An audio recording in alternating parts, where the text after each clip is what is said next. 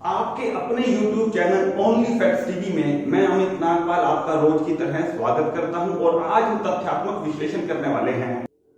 थोड़े शब्दों में आज जो खबरें छाई रही उनका विश्लेषण करने जा रहे हैं। नेपाल के पीएम का एक बयान आया था कि भगवान राम जी नेपाली थे और भारत में जो है अयोध्या वो नकली है। इसके बारे में मैं बात करना चाहूँगा कि पूरा आप वंशावली उठा के देख लीजिए। भगवान राम जी के पूर्वजों के पूर्वज के पूर्वज के पूर्वज देखे, उनकी सारी डिटेल मौजूद है। ये मंदिर जब तोड़ के मस्जिद बनाई गई और फिर जब ये मस्जिद तोड़ के उसके सबूत खंगाले गए तो उसमें सब बात क्लियर हो गई, सब कुछ मिल गया, हर चीज़ वहाँ मिल गई कि यहाँ एक मंदिर था। तो ये नेपाल का जो पीएम है ना, ये इस समय चाइना की कठपुतली बना हुआ है। पता नहीं कोई ब्लैकमेल कर रहा है उस बंदे को या क्या है, लेकिन कहीं ना कहीं उसको पता है मेरी कुर्सी भी जानी है, लेकिन बातें वही कर रहा है जो चीन चाहता है। राजस्थान की कांग्रेस सरकार ने कोरोना संकट के दौरान स्कूल और कॉलेज के जो छात्र थे उनको फीस से राहत दी है।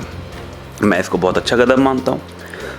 इसमें सरकार कांग्रेस की हो या बीजेपी की हो, इस समय हालात ऐसे हैं कि कोरोना के बाद बिजनेस, अभी व्यापार इतने खुल के आए नहीं है। सिर्फ आप खाने पीने की चीज़ों को छोड़ दें, लग्जरी आइटम की बात नहीं कर रहा, सिर्फ मजबूरी की चीज़ों की, तो उनको आप छोड़ दें तो वो खाने पीने की चीज़ें जो हैं करियाने की या वो भी ज़रूरी, उनकी डिमांड तो बनी हुई है क्योंकि वो जो सबने खाना है, वो भी 100% नहीं है।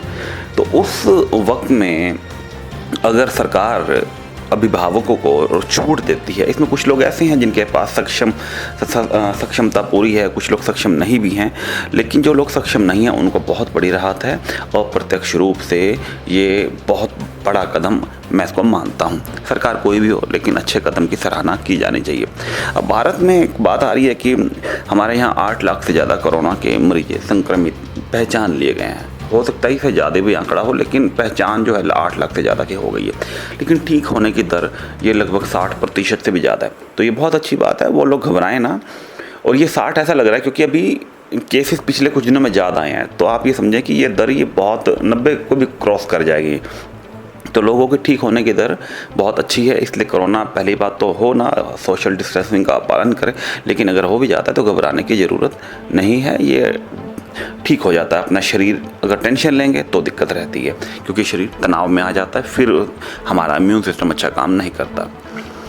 और दिल्ली में जो प्लाज्मा बैंक खोलने की बात कर रहे हैं, इसका भी मैं समर्थन करता हूं, और दूसरे राज्य भी इसको अपना रहे हैं और बहुत अच्छी तरह अपनाना चाहिए, क्योंकि जब मरीज कुछ ऐसी बड़ी स्टेज में पहुंच जाता है तो वहाँ पे यह स्थिति जो प्लाज्मा बैंक है ये बहुत अच्छा सहयोग कर सकते हैं। और जितने ज़्यादा बैंक खुलेंगे तो इससे सस्ता भी हो जाएगा इलाज। और दिल्ली में जो कोरोना के मरीज ठीक हो रहे हैं वो भी लगभग 80% पार कर गए हैं, और ये बढ़ते बढ़ते मैं तो बार बार कह रहा हूँ कि ये तो लगभग सभी ठीक हो जाते हैं। जो बहुत बीमार हैं वो भी, उसमें 90 साल 94 साल तक की खबरें आई हैं, वो भी ठीक हो के आ गए। और बेंगलोर में शराब की दुकानों में बड़ी भीड़ दिख रही थी, तो उसमें लॉकडाउन घोषित करने की बात आ रही है। सरकार को इसमें सोचना चाहिए कि ये शराब की लत लगी कैसे। अगर ये शराब की दुकानें उस समय ही ना होती तो पीने वाले को आदत कहाँ से पड़ती। बीड़ी, सिगरेट, पान, तम्बाकू है, तभी तो नई जनरेशन इसमें फंसती चली जा रही है। ये होते ही ना तो कोई इसमें फंसता ही ना। तो यहाँ तो निवेदन मैं सरकारों को भी करूँगा कि इस पे थोड़ा सा ध्यान दें कि अपना रिवेन्यू बढ़ाएं, इस तरीके से बढ़ाएं कि ये शराब के रिवेन्यू और ये पान, बीड़ी, गुटखे के रिवेन्यू की ज़रूरत ही ना पड़े। ये काम सरकार को करना पड़ेगा आने वाली पीढ़ियाँ अगर बचानी है तो। अगर वो चाहते हैं सत्ता पे ही काबिज होकर रहना है और सत्ता सुख भोगना है, फिर तो चलने दें जो चल रहा है। और इसके अलावा गणेश उत्सव में भी पंडाल से भी थोड़ा परहेज किया गया। मैं तथ्यात्मक बात करूं तो बहुत अच्छी बात है कि पूजा, अगर आपके मन में भावना है तो पूजा आपकी घर से भी कबूल हो जानी है या कहीं से भी हो जानी है, लेकिन ये मजबूरी है, एक शौक़ होता है, एक इच्छा होती है। लेकिन फ़िलहाल कोरोना को देखते हुए उस इच्छा को टाल देना और घर से ही परमपिता परमात्मा को, जिस शक्ति को भी आप मानते हैं, को याद कर लेना बहुत ज़्यादा बेहतर है। और जम्मू कश्मीर में जो पर्यटन जो स्थल थे वहाँ पे पर्यटकों को घूमने की इजाज़त मिल गई है, लेकिन उसमें अभी जो बड़ी उम्र के लोग हैं, जो 65+ लोग हैं, उनको इजाज़त नहीं दी गई। उनको माफ़ कीजिएगा, इजाज़त तो है लेकिन उनको सलाह दी गई है कि आप ना आएँ। वजह है कि जो ज़्यादा उम्र के लोग होते हैं इनका इम्यून सिस्टम इतना बेहतर नहीं होता, और उसकी वजह से ही ऐसा फैसला लिया गया। मैं भी इसका समर्थन करता हूँ। और बीजेपी के जो विधायक हैं राय जी, उनकी भी एक संदिग्ध मौत हुई थी। तो ये बहुत बड़ा मामला है। इसमें तो मैं अपने तथ्यात्मक विचार थोड़े शब्दों में यही रखना चाहूँगा कि पश्चिम बंगाल में इस समय जो हालात हैं वो ऐसा लगता है कि जैसे डेमोक्रेसी वहाँ है ही नहीं, वहाँ पे जबरन शासन वाले कुछ हालात बने हुए हैं। तो इसमें भी रिक्वेस्ट करूँगा, हम अपने तथ्यात्मक विचार रख रहा हूँ, आप वीडियो शेयर करेंगे तो हो सकता है वैसे पहुँचे ना पहुँचे, लेकिन वीडियो शेयर करेंगे तो पहुँच जाएंगे, क्योंकि इस तरह की अगर ये हत्याएँ होने लगें तो ये देश के लिए ठीक नहीं है। और विकास दुबे की जो मुठभेड़ हुई थी उसमें भी जो है कुछ याचिकाएं डाली हैं कोर्ट में, तो उस पर भी सुनवाई होनी है, वो भी खबर आपको देते रहेंगे।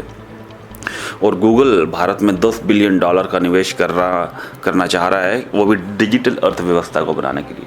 लेकिन यहाँ भी हम सरकार से निवेदन करेंगे कि आपकी भागीदारी इसमें बहुत ज़बरदस्त होनी चाहिए, क्योंकि हर चीज़ पे गूगल, डेफिनेटली गूगल एक बहुत अच्छा प्लेटफॉर्म है, लेकिन भारत सरकार की भी भागीदारी इसमें होनी चाहिए। ये मेरे अपने तथ्यात्मक विचार हैं, इसको लंबा एक अलग वीडियो सेपरेट बना देंगे। और CBSE में परिणाम घोषित हो गए हैं, उसमें कुछ बच्चे ऐसे हैं जिन्होंने 600 में से 600 नंबर ले लिए, 100/100 नंबर ले लिए हर सब्जेक्ट में। तो ये बहुत अच्छी बात है, लेकिन ये देख के अपने बच्चों पे प्रेशर ना बनाएं। आप जितने भी सक्सेसफुल कामयाब लोगों की श्रेणी अगर आप देखेंगे और उनके मार्क लिस्ट अगर 12वीं 10वीं की देखेंगे तो उनके 100% नंबर नहीं होंगे। देख लेना, कभी भी आजमा के देख लेना, लेकिन वो कामयाब हैं। और 100 में से 100 लाने वाले कामयाब होते हैं, मैं उनको बहुत बधाई देता हूँ और अच्छी बात है, आने चाहिए। लेकिन कामयाब का मतलब आजकल जो कामयाबी का जो तरीका माना गया ना, वो माना गया धन से, कि उसके पास इतने $मिलियन, इतने मिलियन, अरब, इतने खरब रुपए हैं। तो ये नंबरों के दम पे किसी व्यक्ति की जो सफलता है उसका आंकड़ा नहीं माप सकते। तो इसलिए ये मत सोचिएगा कि बच्चों के नंबर कम आए हैं तो आपको ये सोचना कि हमारे बच्चे काबिल नहीं है। ऐसा हो सकता है उनका दिमाग किसी अन्य जगह चले और वो कामयाब हो जाएं, और कामयाब लोग जो पढ़ाई में कामयाब की बात करो, पढ़ाई में कामयाब लोग उनके नीचे नौकरी कर रहे हैं। पढ़ाई करने वालों की मैं रिस्पेक्ट कर रहा हूँ, उनकी रिस्पेक्ट को कम नहीं कर रहा, लेकिन जो लोग कम नंबर लाए हैं वो निराश ना हो और माँ बाप अपने बच्चों पे बिना मतलब का दबाव भी ना बनाएं। गुवाहाटी में जो ब्रह्मपुत्र नदी का जल स्तर खतरे के निशान से ऊपर आ रहा है और पानी के बढ़ने की आशंका हो रही है, यहाँ भी तथ्यात्मक बात थोड़े शब्दों में रखना चाहूँगा कि कहीं ना कहीं दूरदर्शी सोच रखी जाए। अगर कहीं खतरे का निशान से पानी बढ़ रहा है तो ये तो एक अच्छी खबर भी है और बुरी भी है। हमें ये नोट करना चाहिए कि जहाँ जहाँ खतरा हो सकता है वहाँ हमें आने वाले वक्त में अधिकारियों को निर्देश सरकार की तरफ से होने चाहिए कि वो प्लान बनाएं, योजना बनाएं कि कहीं आने वाले वक्त में हम इस तरह की, मान लीजिए बाढ़ नहीं आई लेकिन बाढ़ आ जाती है जिससे खरबों रुपए का नुकसान होता है, तो वो आने वाले वक्त में ये घटनाएं हो ही ना। तो सरकार निर्देश दे कि जहाँ कभी बाढ़ आती है तो उसका आंकड़ा जो अधिकारी रखें और ऐसी सूचनाएं सरकार को दे, ऐसी योजनाएं सरकार को बताएं या ऐसी गाइड करें कि आने वाले वक्त में घटनाएं हो ही ना सकें। बहुत सारे रास्ते होने चाहिए उस पानी को डाइवर्ट करने के, उस बोझ को, पानी के बोझ को कम करने के लिए। और अमेरिका और चीन की बात कर ले, उनमें तो खींचतान बहुत चली रही है और अमेरिका से जो चीन का आयात भी थोड़ा बढ़ने लगा है, एक अच्छी बात अमेरिका के लिए भी है। लेकिन कहीं ना कहीं आप ये देखें कि भारत ने जो एप्लीकेशन में प्रतिबंध लगाया है उससे चीन बौखलाया हुआ है। और इसमें एक बहुत अच्छी बात आई कि अमेरिका ने कहा कि हम भी सोच रहे हैं कि हम भी बैन करें। कमाल की बात है, अमेरिका पूरे संसार का सबसे शक्तिशाली देश है, वो भी सोच रहा है और भारत ने कर दिया है। तो आप ये देखें, ज़्यादा सोचने वाली बात नहीं है। हिंदुस्तान अभी बहुत लंबे लेवल पे बहुत बड़ी छलांग लगा रहा है। राफेल आ रहे हैं, शिनूक हेलीकॉप्टर आ रहे हैं, भारत ने भी अपने जहाज बनाने शुरू कर दिए हैं, पनडुब्बियाँ भी कई अन्य देशों की मदद से बननी शुरू हो गई है। तथ्यात्मक बात कर रहा हूँ मैं। इसके अलावा सैटेलाइट को भी अंतरिक्ष के अंदर ही खत्म करने की क्षमता भारत ने विकसित कर ली है और करके दिखा भी दिया है। पूरे संसार के अंदर ये संदेश चला गया है कि हम अगर सैटेलाइट उड़ा देंगे तो आप भारत में नज़र भी कैसे रख लेंगे। तो ये एक बहुत अच्छा कदम है। मेरा निवेदन है, वीडियो शेयर करके हमारा हौसला ज़रूर बढ़ाएं। कल फिर हाजिर हो जाएंगे। तथ्यात्मक, मैं जितनी भी खबरें होती हैं ना, मैं कोशिश करता हूँ कि इसका तथ्यात्मक विश्लेषण करके आपको बता दूँ। बहुत बहुत धन्यवाद।